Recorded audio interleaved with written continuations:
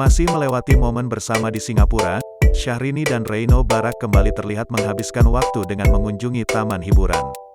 Seperti biasa, pasangan yang menikah pada tanggal 27 Februari tahun 2019 itu kembali menunjukkan kemesraan mereka dengan saling gendong. Tak ketinggalan Inces pun turut mengabadikan momen mesra keduanya dengan berfoto bersama. Mengenakan pakaian santai berwarna biru terang, Inces tampil modis menggunakan kacamata hitam dan topi putih yang menutupi kepalanya. Sementara Reino Barak terlihat gagah mengenakan kaos putih dan celana hitam panjang. Keduanya pun tampil mesra dengan saling gendong sambil Inces mendekap tubuh Reino Barak dari belakang.